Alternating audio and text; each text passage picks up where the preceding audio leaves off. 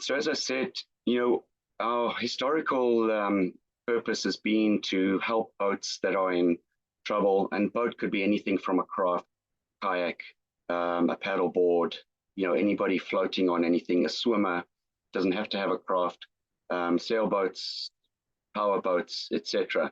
We're also geared as a unit, not just West Vancouver, but as a total unit to help with major emergencies, like if there's an issue with one of the ferries, earthquakes, and so forth. So one of the things we work with is the EMCR, which is Emergency Management Climate Response, used to be EMBC, Emergency Management BC, and we're getting tasked more and more by them to put us in a position to help with some things.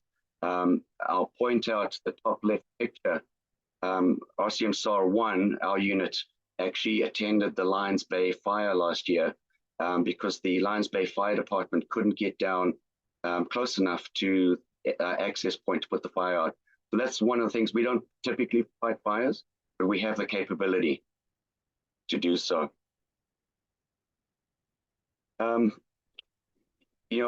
Before I go forward, I'll just say I'm very, very impressed, but not surprised. Bob and Gore, just going through everything that you guys have in place for planning, safety, well-being, and so forth. We can't reiterate that more than we can. It's so important. Most of the rescues we tend to come across are people that are either very poorly planned or one of three things: very poorly planned. They don't have the ability to understand what their threats are, so they get into a situation and they don't have a plan to get out of that. One of the other things that's quite critical, particularly when it comes to, I'm a paddler myself, when it comes to being in trouble, is trying to self-rescue. This is a bit of an issue where what we'd like to see is we like to see people err on the side of caution. And if you think you're in trouble, make the call, make the VHF call, ignite your flares, set up your EPIRB to go off, or your personal locator beacon. It's better to have that happen and you don't need it than to be in a situation where the weather just gets worse. You get separated from your kayak, you lose your paddle, you lose your radio, whatever you've got. So that can happen. I just wanted to sort of throw that out there as a key item. I'll come back around to that.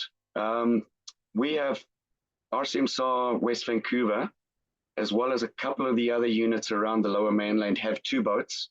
This one here is our Craig Ray Spirit, does about 40 knots, has capability to take 5 to 6 crew. It has capability to tow, capability to bring people out of the water, bring kayaks out the water, and so forth. Without going into too much detail, the equipment that we have on there is tens and thousands of dollars worth of equipment to do various things. A lot of our members are medically trained. Some of them are first responder trained. We have doctors and nurses who volunteer for us. We have technicians that work on things like towing, search grids, patterns, anything that you might need to help anybody on the water, depending on the circumstance. Just about us, our station in particular is on call 24/7, 365 days a year. We try and work on a 15-minute response time from the time JRCC Victoria calls us. We've got 2 craft, which I told you about. We train weekly. Like I said, we've got a variety of people that volunteer for us. Average person puts in about 540 hours a year, and many of us volunteer thousands of hours just to be on call. Our volunteers, even though we are volunteers, we're very proud of our professionalism. We take our training seriously, and I would say it goes without saying that we're very passionate about what we do. It just takes one rescue to realize you can make a difference, one positive outcome. This chart here shows you everything in yellow. So Station 1, I'm not sure if you can see my cursor, but Station 1 is right there in Horseshoe Bay. We have Gibson's, obviously, Squamish up here. North Vancouver down here, and then we get into Nanaimo and the rest of the guys, Secret Cove. I would imagine you're paddling more than these areas, so just let it be known that there's at least a lifeguard unit, which is these red guys, or RCMSAR unit close by. And this is why self-rescue is so important to call early, because 15 minutes could make all the difference. We go out in all weather. It's just a picture of, it's a pretty lame day for us. We've been out in worse than that, but it can be pretty hairy out there. We save boats, we save craft, we do firefighting, we look for people who have gone missing, we rescue people, swimmers, kayakers, surf skiers, paddleboarders, you name it. We are very well connected with EHS, the fire department, and we work together as part of the spider work of bringing a patient into the right location so that they can get to a hospital at the right time. This particular some storytelling here. This particular mission was a sad one. Unfortunately, we had a call indicating that somebody had fallen off of Lighthouse Park, and unfortunately this was a recovery. We do have, just internally, we have a support system for anybody who's on that crew. When they come back, there's another crew that takes over and supports anybody that's been through the trauma and so forth. And I'm sure it's similar to emergency services all over. That's the guys there lining up to, these guys are bringing in a recovery. This particular chart is showing you, this was a kayaker that got lost out of Bachelor Point. And this was, the purple shows the tracks of approximately 7 or 8 hours where we searched high and low for a kayaker. Unfortunately never found. And this was a day and night exercise. The body was found, unfortunately, a few months later, and the kayak was recovered. So that's how we knew he was out there. We will spend, amongst all our resources, we'll spend as much time out there as we need to. There was a lady that a while back that unfortunately jumped off the ferry, and typically the Coast Guard will say you go out there, you do the calculations, current, wind, tide, and so forth. And they were about to call it after about 12 hours. And we normally throw a man overboard pole or a drogue that basically shows how somebody would have floated from the original point of departure or where they went into the water. Our crew went back to go and actually find this drogue, and they found the lady attached to it. She was self-rescuing, and that's what she hung on to. So after 12 hours, she was a positive recovery. So there's always hope. He was not well prepared. He was not well dressed.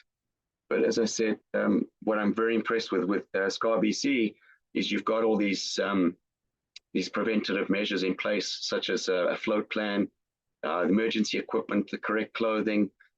I did go through your website. It's very good to see that. Typically, we're not dealing with so well-versed kayakers as yourselves, and we have to unfortunately pick up, the weekend warriors and whatnot. This is just where we make the news. We've done various things, as I mentioned earlier, firefighting, woman rescued. This is the 5-hour exercise. There was a water taxi crash and so forth. One of our mandates is to bring boating safety to not only groups like yours, but of course the kids, schools. We talk with the fire departments, EHS, police departments, just so they know what our capabilities are and how they can integrate us into a rescue, a search, and so forth. The PDF loaner station is, you've probably seen it around a few of the docks. It's, for any families going on a day trip, they don't have a small size PFD for their kids. It's a loaner, with the emphasis on bringing it back. Some of the community events we involved in is we have a big bonfire at Horseshoe Bay every December. Santa, that's Tony. He's actually one of our volunteers. His name badge actually says Santa. And we have a story of a kid being rescued by Santa, which went down very well. We do, public exposés at events, like Lynn Valley Days or anything like that. We also do Ride for Rescue, which goes up Cypress Hill. We do that once a year. We have this down here is the polar bear plunge. We do various ones of those, Vancouver, West Vancouver, and so forth. We have 2 boats. They take a lot of maintenance. They are out 6 days a week. Sundays, they normally get a break. They take a lot of beating. Our fast response craft, Craig Ray Spirit, is a jet boat. Very maneuverable, very quick. The other one is a 250 horsepower twin outboard, also does nearly 40 knots, and also quite maneuverable, just a different setup. So as volunteers, a lot of people ask us, how are we funded? Well, we have to go look for the money. We typically approach BC Community Gaming to get grants. The federal government, we approach them as well to try and get funding from them. We have local supporters. Some people very conscientiously donate to us often. One of the big events we have is Dinner on the Dock, which is actually a large, I'm not sure if anybody's aware of it, but sometime in June we have a large table setting right on the Horseshoe Bay dock. You pay your monies to come in and enjoy a great meal, some music, and get to hear a little bit more about us. We normally have one of the rescuers come and chat to us. Last year we had a lady and her husband, kayakers, who'd gone out near Boya Island and unfortunately got into trouble. And she talks about how she thought she wasn't coming back. And we were able to grab her just before she went under. So literally not by the handle, but by the PFD, we were able to get her up before she went under. It was that close. Excuse me. So safety for paddlers. I'm not going to go through this because, as I said, I'm very impressed with what you guys have got. Planning your trip, check your craft and paddle. It goes without saying. Your equipment is your lifeline. If you lose your rudder, if you lose your craft, you lose your paddle. That's not going to bode well for you. Check weather, tides, currents. Just as Bob was saying earlier, check your clothing and safety equipment. There are minimum requirements for kayakers to have so much equipment in their kayak. It doesn't harm to actually have more than you need. One of the things we always advise is, if you can afford it, get yourself a PLB, personal locator bead, or an EPIRB. And those both, when triggered, and it's very quick to trigger them, you don't have to fumble with VHF buttons and so forth. It sends a digital signal straight away, as long as you've got an MMSI number which you register for, and JRCC, Coast Guard, and ourselves will know exactly where you are. You talked about a float plan. We call it a trip plan. Location, duration, set a return time estimate, let somebody know, paddle with a buddy. This one, I think, these last two, I think, are more important than any. Know your limits. You've got the red, yellow, green. We have something called GAR, which is green, orange, red. And we do something similar when we go out. We check to see that everybody on the crew, and if you're going out as a group, everybody on the crew is only as good as the lowest common denominator. So the most inexperienced team member is where you need to plan for, because they will get left behind and they will get into trouble if anybody tries to press ahead and force them to make decisions that they're not comfortable with. Responding to your emergencies, I'm not sure what SKABC does. We certainly do it at RCMSAR. We practice some of these emergencies. I'm sure you do some self-rescue and similar scenarios. I'm not sure how you do them, whether you do them physically or through just presentations or whatnot. But it is quite important to absolutely be hands-on, know how to use that radio, know how to use, how to get your paddle back, how to fix a rudder if you need to in the water, that kind of stuff. I'm not going to go through this. This is available online. This is the Transport Canada requirements for sealed hull and sit on top kayaks, canoes. Essentially a PFD, buoyant heaving line, water tight flashlight, flares, bailer, manual bilge pump, sound signaling like a whistle, nav lights, magnetic compass, and radar reflector. I want to come back to those.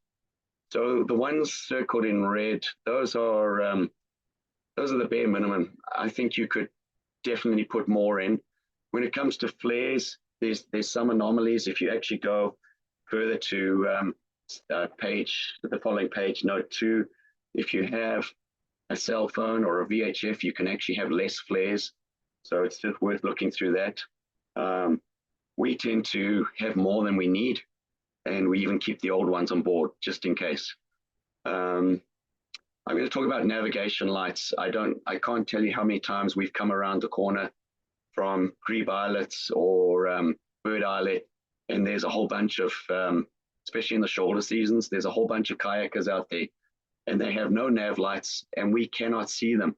They come up as a blip on the radar, and we take precautions, and then we eventually see something reflective, which is good. But there are times where we don't see it at all. So as a kayaker, you're pretty low down to the water, and if you can put yourself into a situation where you have some sort of navigation light, whether it's on top of your helmet, whether it's on your boat, it is certainly going to bode you well. Radar reflector, you don't necessarily need one of those, but it's always a good idea. It's essentially a piece of metal that'll help us pick you up more, especially with fiberglass or similar type craft. We can't pick those up very easily on the radar. As I said earlier, we like to see ourselves as a big picture, and this is good news for anybody out there on the water, whether you're a paddler, boater, swimmer. We're part of the Coast Guard, RCMP, West Van Police, EHS, Fire. We all come together to provide services to assist people on the water.